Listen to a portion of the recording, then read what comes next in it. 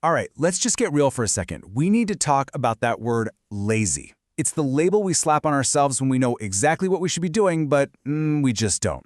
We watch the hours bleed away, the to-do list grows, and that voice of self-criticism just gets louder and louder. Look, this is not going to be another one of those fluffy motivational speeches. This is a deep dive. We are here to find the invisible system that's keeping you stuck, and then we're going to tear it down, piece by piece. You know this feeling, don't you? It's that pit in your stomach. You wake up, you've got a plan. Today's the day. Today, you're going to start that project, you're going to hit the gym, you're going to make that call. The intention is there. It feels so real, but then the day happens. And before you know it, you're right back where you started, only now you're carrying an extra layer of frustration. It feels like you're sprinting on a treadmill that's facing a brick wall. All that energy, all that noise, and you haven't moved an inch. And this right here, this is the cycle. This is the script your brain runs on autopilot. You see that important thing you have to do? It's just looming there, and your brain, well, it just goes, yeah, no. You avoid it. And what do you do instead? Oh, you know what you do. You reach for the easiest thing. You scroll, you get that little cheap hit of dopamine. You find any distraction you can to get a little moment of comfort. And what comes right after? Guilt, frustration, self-blame, and that quiet little lie we tell ourselves, I'll do it later. Okay, I want you to really let this sink in, because this sentence is the entire key to unlocking this whole thing. Read it again. The issue isn't some deep fundamental flaw in your character. It's not that you're missing the action gene. The problem is a pattern. It's a deeply ingrained habit of choosing what feels good now over what's necessary for later. The good news? You're not broken. You're just stuck in a loop of avoiding discomfort.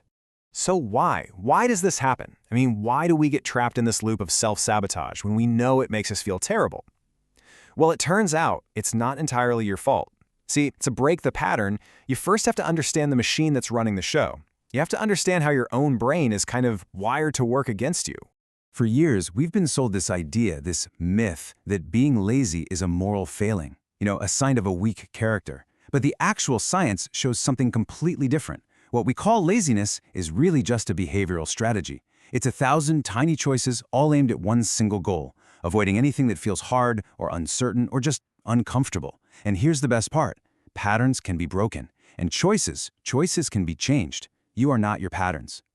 And to really get this, we have to talk about dopamine. But we have to get it right. Thanks to neuroscientists like Dr. Andrew Huberman, we know that we've had it all wrong. Dopamine isn't the pleasure molecule. It's the motivation molecule. It's the chemical that makes you want to get up and pursue something. It's not the reward itself, it's the engine that drives you toward the reward. It's pure craving and seeking. And this explains everything, doesn't it? Your brain's default setting, its factory setting, is to be lazy. It evolved over thousands of years to be an energy-saving machine. Its number one job is to keep you alive using the least amount of effort possible. So when it's faced with a choice, it does a quick cost-benefit analysis. Scrolling on your phone, that's a huge dopamine hit for almost zero energy. That big, important project, that takes focus and energy and a ton of discomfort. Guess which one your brain chooses by default, every single time. And that is the absolute key. Your brain isn't broken. It's just running its original software. It's doing exactly what it was designed to do. But here's the beautiful thing. You are not the software. You are the programmer. You have the ability to write new code, to install a new operating system. You can literally train your brain to choose the hard, meaningful thing. You need the right system. So if our brain's default mode is the problem, what's the solution? Well, this is where we stop trying to just power through everything with willpower. That's a losing battle. It's time to start building a smarter, more reliable system. This quote from entrepreneur Leila Hormozi is a complete game changer. We've got to stop thinking of discipline as some magical quality you're either born with or you're not. It's not in your DNA, it's in your design. It's not about being a certain type of person. It's about building a certain type of environment for yourself. Discipline is something you build, on purpose, brick by brick. And this is the difference right here. Relying on motivation is like trying to run your life on a phone battery that you know is going to be dead by mid-afternoon. It's an emotion, a feeling. It comes and goes. It's totally unreliable.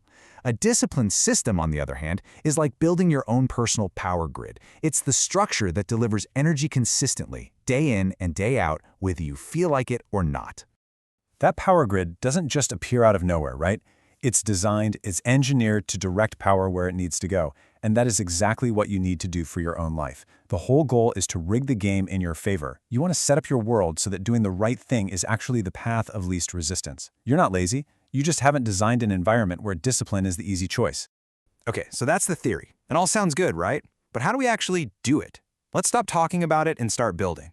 Let's get into the practical, step-by-step plan for how to build your own personal discipline system. Here it is. These are the 5 pillars of your system. This is the blueprint. First, we're going to start so small it feels ridiculous, just to get some momentum. Second, we're going to clear the path. We're going to reduce friction. Third, we're going to learn to replace bad habits instead of just trying to willpower them away. Fourth, we're going to train ourselves to move before our brain has a chance to object. And finally, the big one, we are going to completely change our relationship with discomfort. All right, let's nail down the first 2. Step 1, start absurdly small. And I mean, lower the bar until it's on the floor. If your goal is, go to the gym for an hour, your brain just sees a mountain of pain. But if the goal is, put on your gym shoes, well, anyone can do that. That's a win. Reading 1 page of a book is a win. Doing 1 push-up is a win. The goal here isn't to be a hero on day 1, it's to get a point on the board. Then, step 2 is crucial. Reduce friction. Make the next right action the easiest possible action. Want to go to the gym in the morning? Lay out your clothes the night before. Want to eat healthier? Prep your meals on Sunday. You have to remove every single barrier between you and the thing you need to do. Next, we take control. Step 3, replace, don't just remove. Your brain hates a vacuum. If you just try to stop doing something, it's all you'll think about. It's impossible. So instead, you have a better alternative ready to go. When you want to mindlessly snack, have a healthy option waiting. When you get that itch to just scroll through social media, have a great podcast ready to play. Which brings us to the most important part of this whole system. Step 4, you have to act before you think. That tiny little pause, that moment of hesitation where you ask yourself, do I feel like it? That is the kill switch for action. That is your brain's default programming kicking in. You have to learn to move before that voice even gets a vote. And this brings us to the final, and let's be honest, the most important piece of this entire puzzle. The one thing we've been strategically avoiding this whole time: discomfort. That feeling, you know the one? That internal, I really don't want to do this, that is not a stop sign. That is the starting line. That feeling of resistance is the signal that you are about to do something that actually matters, something that will lead to growth. That feeling is literally your body releasing chemicals like adrenaline and dopamine to prepare you for action. Your body is giving you the fuel to move. Your only job is to learn how to lean into that feeling instead of running away from it. So after all of this, what it really boils down to is a choice. And it's not a choice you make once. It's a choice you have to make every single day, maybe every single hour. It's the choice of which operating system you want to run your life on. You can stay in your brain's default mode. You can be reactive, you can be driven by whatever feeling you have in the moment, you can keep avoiding discomfort, and you can stay stuck. Or you can choose to switch to intentional mode. You can be proactive, guided not by how you feel, but by the system you built. A mode that understands and accepts that discomfort is simply the price you pay for growth. And that's really the raw truth of it. It's that simple and it's that hard. You can't think your way out of this pattern. You can't journal your way out of inaction. You cannot wait for some magical lightning bolt of motivation to strike you. You have to break the loop with physical movement. Action is the only antidote. So, I'll leave you with this final thought.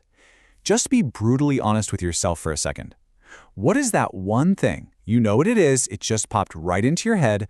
What's that one thing you're avoiding right now? Now, what is the smallest, most ridiculously easy action you can take toward it in the next 5 minutes? Not tomorrow, not later, right now. Stop thinking about it. Just go do it.